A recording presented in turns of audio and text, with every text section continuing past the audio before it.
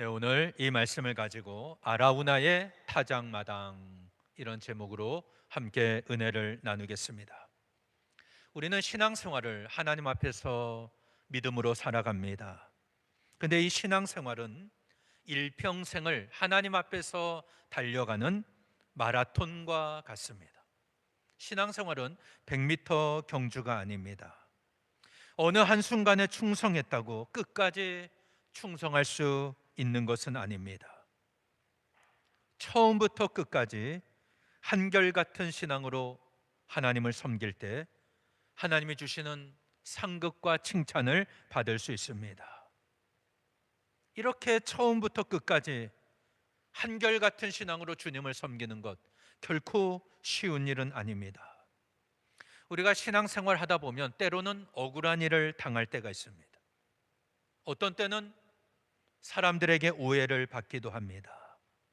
그럼에도 불구하고 내 신앙의 자리를 지키며 끝까지 사명을 감당하는 것, 하나님은 그것을 원하십니다. 그럴 때 우리에게 하나님의 상급과 칭찬이 주어집니다. 우리 모두 하나님 앞에 끝까지 쓰임받는 충성된 일꾼이 되시기를 바랍니다. 어떤 분은 일평생 하나님과 상관없이 살아가다가 인생 말기에 예수님을 영접하고 구원을 받습니다. 이것도 참 감사한 일입니다. 그냥 지옥 갈 영혼이 천국으로 갔으니 얼마나 감사하고 다행입니까? 그러나 그런 사람은 하나님 앞에 섰을 때 상급이 거의 없습니다. 평생토록 주님을 위해 헌신하고 충성한 사람과 죽기 직전에 구원받은 사람이 똑같은 대우를 받는다면 공평하신 하나님이라 할 수가 없습니다. 천국에는 분명히 상급이 있습니다. 영광의 면류관, 의의 면류관, 생명의 면류관, 썩지 않을 면류관. 성경은 면류관에 대한 말씀을 기록하고 있습니다. 우리 모든 성도들이 충성된 일꾼이 되어 하나님이 예비하신 면류관을 받아 쓰는 성도들 되시기를 바랍니다. 오늘 본문은 사무엘하의 마지막 말씀입니다.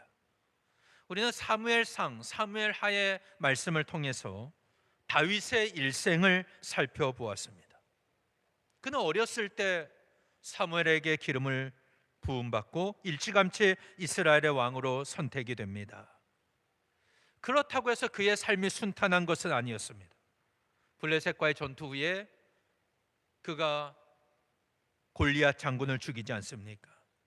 그때부터 사울 왕의 집중적인 견제를 받습니다.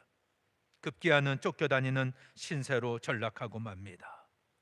그러나 하나님은 절체절명의 위기 가운데서도 다윗과 함께 하심으로 그 모든 위기를 극복하고 다윗은 이스라엘의 왕이 될 수가 있었습니다. 그가 왕이 될 때만 해도 그는 겸손한 사람이었습니다. 철저하게 하나님 중심의 나라를 세웠습니다. 주변 나라들을 다 정복합니다. 하나님이 아브라함에게 약속하셨던 애굽 강에서부터 저 위에 있는 유브라데 강까지의 그 모든 땅을 차지하는 복을 누렸습니다. 이때까지는 다윗의 흥왕기입니다. 그러나 그가 밧세바와 간음죄를 저지릅니다. 우리아를 죽이는 살인죄를 저지르면서 그는 침체기로 들어갑니다. 나단 선지자를 통해 자기의 죄를 지적당할 때 그는 하나님께 곧바로 회개합니다. 하나님은 다윗의 죄를 용서해 주셨습니다.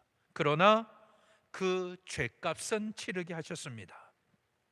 다윗의 범죄는 다윗 혼자만의 것이 아니라 그의 집안 전체에게 임했고 그 나라 왕국 전체적으로 재난이 임했습니다. 성경에 나타난 이 다윗의 모습을 보면 위대한 영웅입니다. 그는 위대한 신앙인이었습니다. 또 시편 이런 말씀을 보면 위대한 문학가입니다. 그리고 나라를 통치했던 위대한 정치가입니다. 하나님께서도 다윗을 향해 이렇게 말씀하십니다. 내가 이새의 아들 다윗을 만나니 내 마음에 합한 사람이라, 맞는 사람이라, 내 뜻을 다 이루리라 라고 말씀하십니다.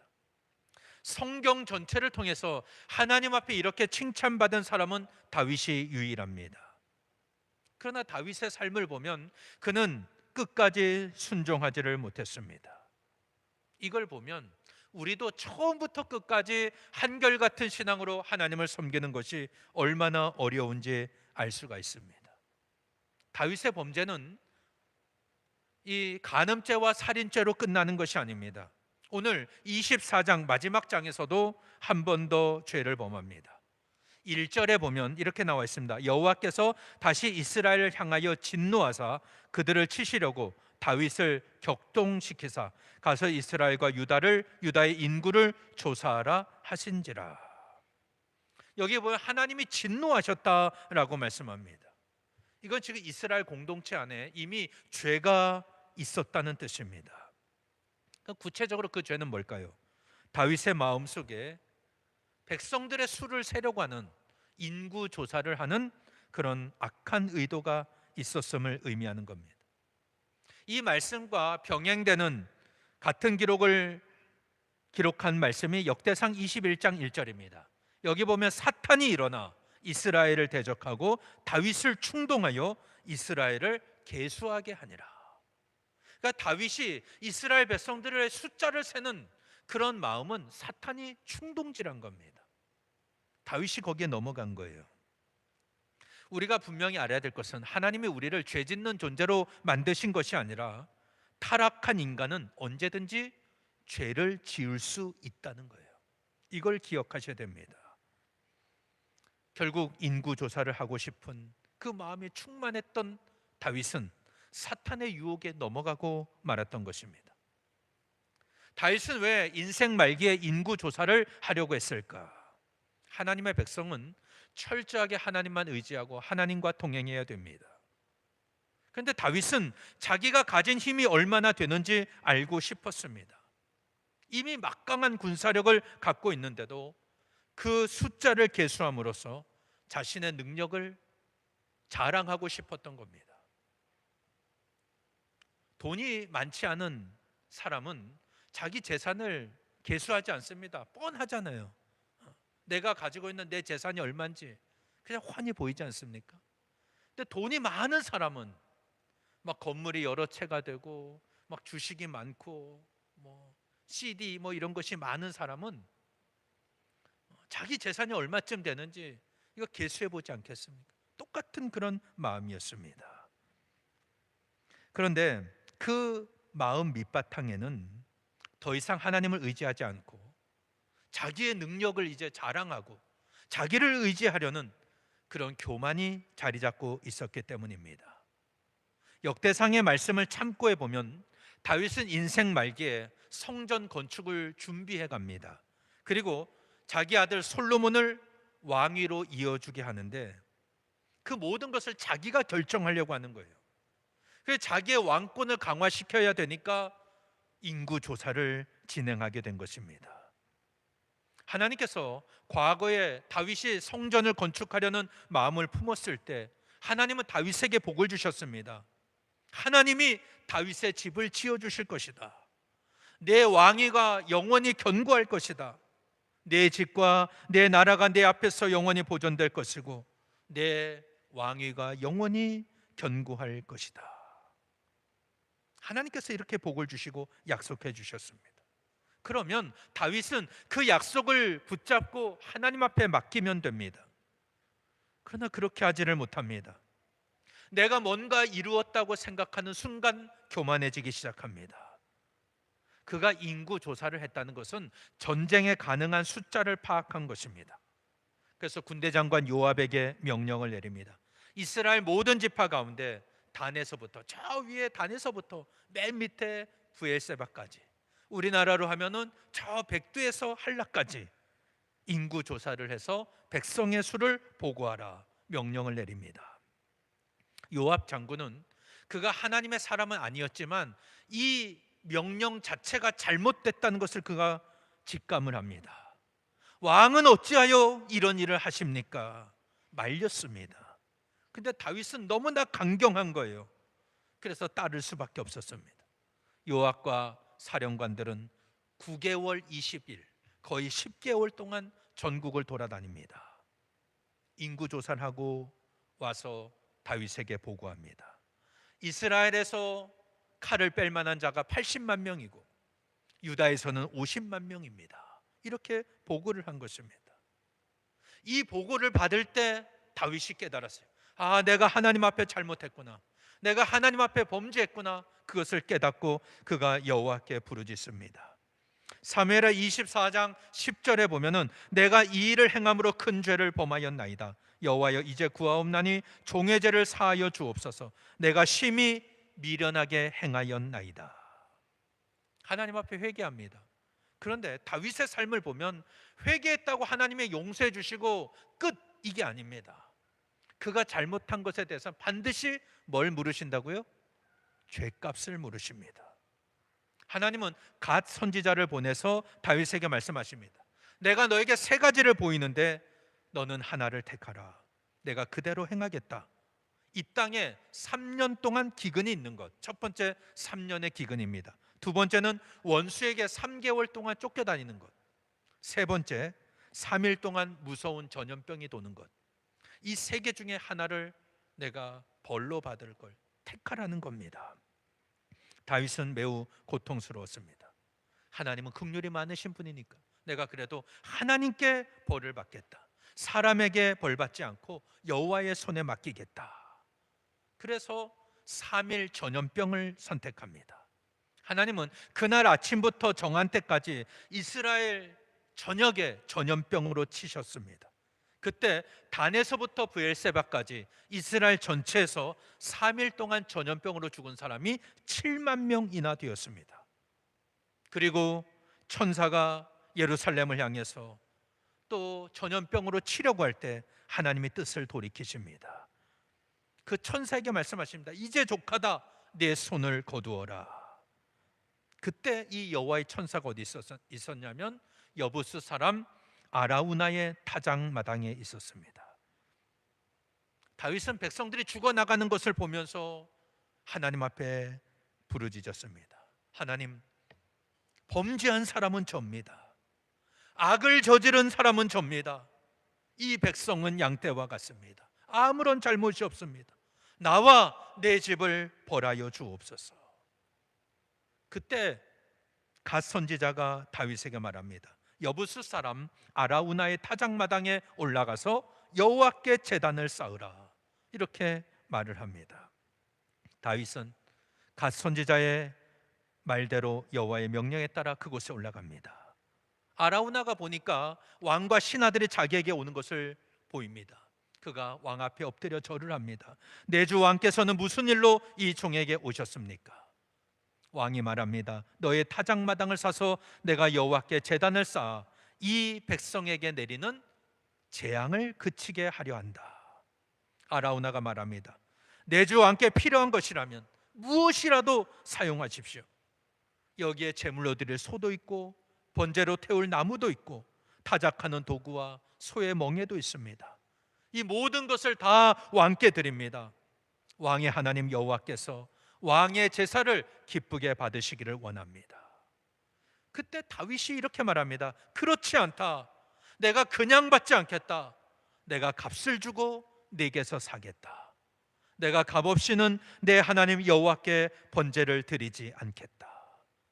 그래서 은 50세겔을 주고 그 아라우나의 타작마당과 소를 삽니다. 거기서 그가 여호와께 제단을 쌓고 번제와 화목제를 하나님 앞에 드렸습니다. 그때 여호와께서 그의 기도를 들으시고 이스라엘에 내리는 재앙을 그치셨습니다.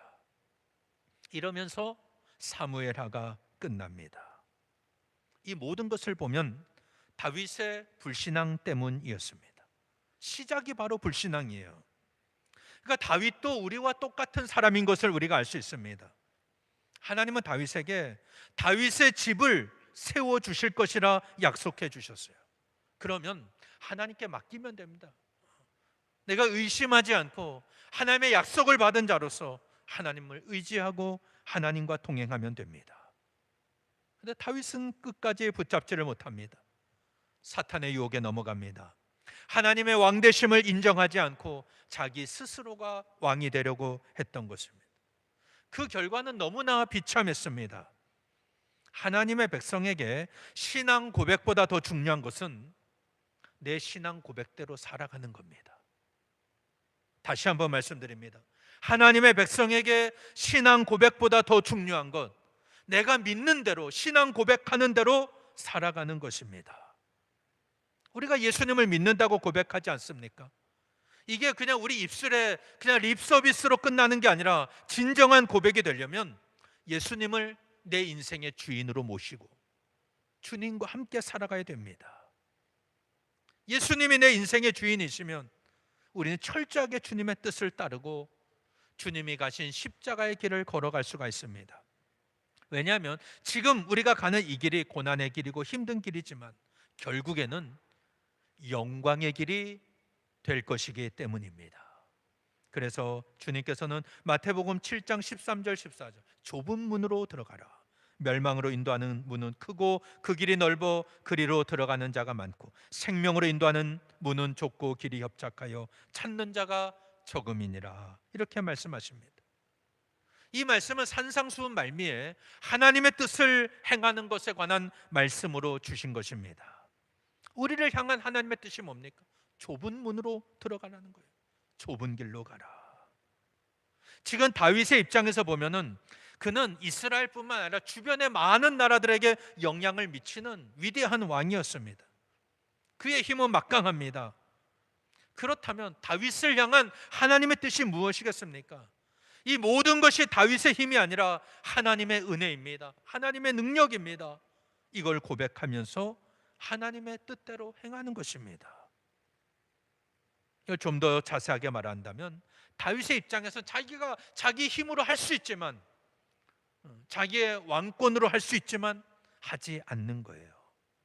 우리가 앞에서 다 배웠지 않습니까? 모든 것이 가하나 모든 것이 유익한 게 아닙니다.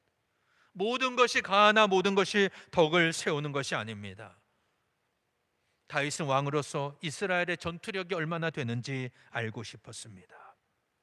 자기 국방력이 어느 정도 되는지 알아야 자기 왕권도 견고하고 어떤 전쟁이 일어나도 대비할 수 있다고 생각하지 않겠습니까? 이게 지극히 상식적인 것처럼 보이지만 사실은 인간적인 생각이었습니다. 불신앙의 생각이었습니다.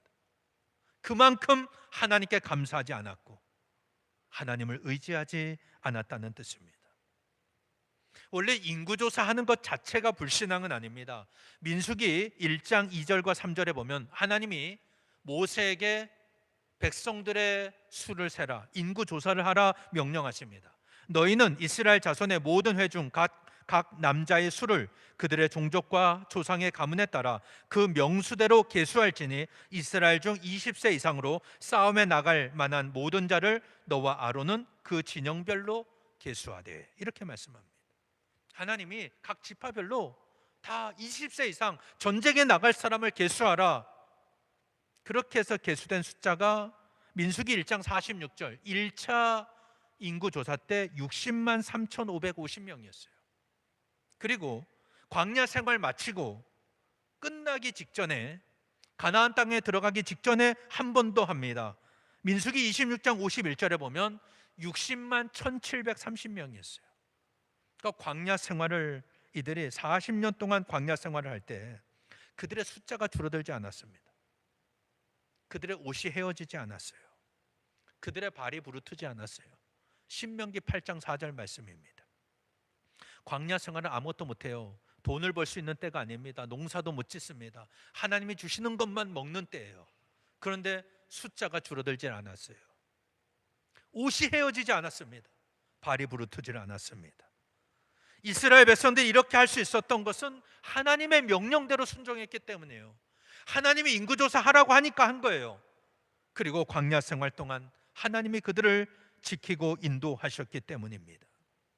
근데 지금 다윗은 하나님의 뜻과 상관없이 자기 의지로 인구조사를 한 겁니다. 이건 불신앙이에요. 그리고 출애굽기 30장 12절에 보면 내가 이스라엘 자손의 수요를 조사할 때에 조사받는 각 사람은 그들을 계수할 때에 자기의 생명의 속전을 여호와께 드릴지니 이는 그들을 계수할 때에 그들 중에 질병이 없게 하려 함이라. 이렇게 말씀합니다. 이게 무슨 말이에요? 하나님의 율법을 통해 모세에게 주신 말씀입니다. 너희가 인구 조사를 하려면 조사받는 사람들은 자기 생명의 속전을 여호와께 드려야 된다. 그러니까 쉽게 하는 게 아니에요. 우리가 뭐 대통령 선거에 출마한다든지 뭐 국회의원 선거에 출마하면 그냥 하는 게 아닙니다. 여러분, 그 돈을 내야 돼요. 기본적으로 그 선거비를 내야 됩니다. 그리고 나중에 선거비를 15% 이상인가 받으면 보존받는 거예요. 아무나 나오지 못하도록, 함부로 인구조사하지 못하도록 하나님은 인구조사를 할 때는 그 생명의 속전을 하나님 앞에 드려라, 이렇게 말씀을 하셨습니다. 이거는 인간의 욕심으로 인구조사하는 걸 하나님이 경계하신 거예요. 하나님을 의지하지 않고 자기 힘을 자랑하는 교만인 것을 하나님께서 아셨기 때문입니다. 다윗은 이 보고를 받을 때 이스라엘의 80만 명이고요, 유다 백성은 50만 명입니다. 한 130만 명의 군대가 있는 겁니다. 이렇게 보고를 받는 순간 자기의 잘못을 깨닫고 회개합니다. 그는 첫 번째 범죄했을 때도 그가 변명하지 않았습니다. 나단 선지자에게 자기 죄를 지적당할 때 그는 즉각 회개했습니다. 이것이 다윗의 위대한 점입니다. 그때는 왕의 체면도 없습니다. 철저하게 회개했습니다. 근데 죄는 그냥 없어지지 않는다 그랬죠. 하나님은 이번에도 세 개의 그런 죄값을 제시하십니다. 3년 기근이 있는 것, 원수들에게 3개월 쫓겨다니는 것, 3일 동안 무서운 전염병이 도는 것. 앞부분 사무엘하 21장에서 사울 왕이 기브온 사람들을 죽임으로 인해서 이스라엘에 3년 동안 기근이 있었다고 그랬어요. 3년 동안 비가 내리지 않으면 얼마나 힘들겠습니까? 다윗은 그게 얼마나 무서운지를 알고 있었어요. 그리고 그가 왕이 되기 전에도 사울 왕에게 얼마나 쫓겨다닙니까? 원수에게 3개월 쫓겨다닌 건 쉬운 게 아닌 걸 알았어요. 그리고 자기 아들 압살롬의 반란 때도 그가 쫓겨다닌 적이 있지 않습니까? 지금 왕의 위치에서 이것도 경험하고 싶지 않았어요. 그래서 차라리 하나님께 맞는 게 낫겠다, 3일 전염병을 선택했는데 이걸로 7만 명이나 죽습니다. 그러니 지금 다윗의 이 인구 조사가 얼마나 잘못된 것인지를 알 수가 있습니다. 그렇게 자랑하고 싶었고 자기가 이 인구가 얼마나 되는지, 군대가 얼마나 되는지 확인하려고 했던 그 이스라엘 백성들 7만 명이나 죽은 겁니다. 참 부질없는 짓을 한 거예요. 그런데 여러분, 오늘 설교의 핵심은 이 다윗의 범죄가 아닙니다. 그가 회개할 때 하나님은 갓 선지자를 통해서 아라우나의 타작마당에 여호와의 제단을 쌓고 번제와 화목제를 드리게 하셨습니다. 그때 하나님의 재앙이 그쳤다. 오늘 설교 제목이지만 아라우나의 타작마당을 꼭 기억하십시오.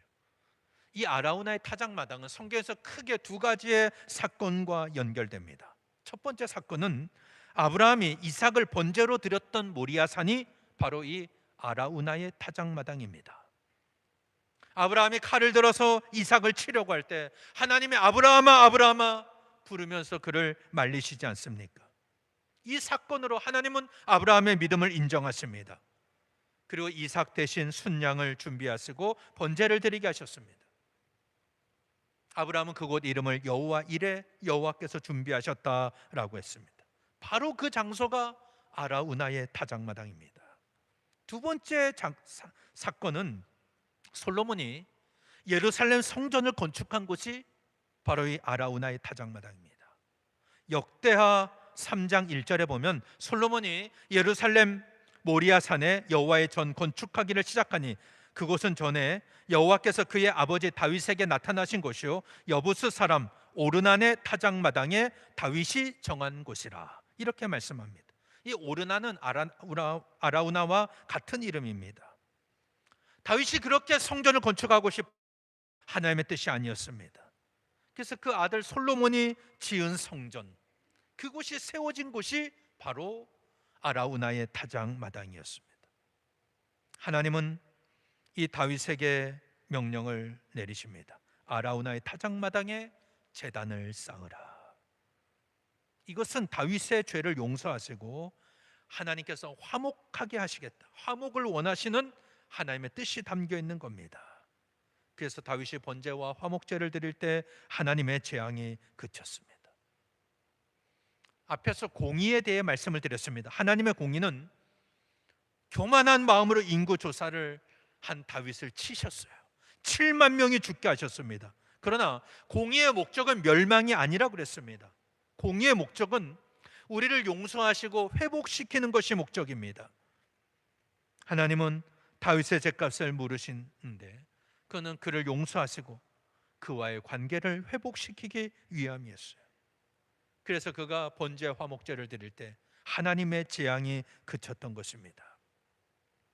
오늘 우리의 번제, 우리의 예배, 오늘 우리가 모이는 이 교회, 여러분에게는 어떤 의미입니까? 하나님은 번제와 화목제를 드리는 다윗을 용서해 주셨습니다. 그렇다면 오늘 우리의 예배는 하나님 앞에서 우리의 죄를 용서받는 시간입니다. 우리의 죄가 주홍 같을지라도 눈같이 희어지는 시간입니다. 진홍같이 붉을지라도 양털같이 희게 되는 시간입니다. 우리를 향한 하나님의 진노가 그치고 하나님과의 관계가 회복되어서 기뻐하고 즐거워하는 시간입니다. 이 놀라운 은혜가 예배하는 가운데 저와 여러분에게 임하시기를 바랍니다. 교회는 여러분에게 무슨 의미입니까? 다윗이 회개하고 제사 드린 곳이 예루살렘 성전이 세워진 곳이었습니다. 아라우나의 타작마당은 하나님의 진노가 그친 곳입니다. 오늘 우리가 예배하는 이곳이 하나님이 우리를 용서하시고 우리를 회복시키시는 축복의 장소가 되기를 바랍니다. 아브라함이 이삭을 번제로 드리려고 했던 곳, 다윗의 제사를 받으시고 그를 용서하셨던 곳, 아라우나의 타작마당입니다. 오늘 우리 교회가 여러분의 신앙의 아라우나의 타작마당이 되시기를 축원합니다. 이곳에서 하나님의 복을 받으시기를 바랍니다. 이곳에서 예배할 때 그리스도의 보혈로 우리의 죄를 씻음받고 하나님의 진노가 그치고 하나님의 놀라운 은혜를 체험하는 저와 여러분 되시기를 바랍니다.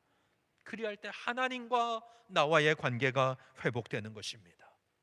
우리 모두 우리의 예배와 교회가 하나님의 은혜로 날마다 새로워져서 끝까지 한결같은 신앙으로 주님을 섬기고 믿음으로 승리하는 저와 여러분 되시기를 예수님 이름으로 간절히 축원합니다.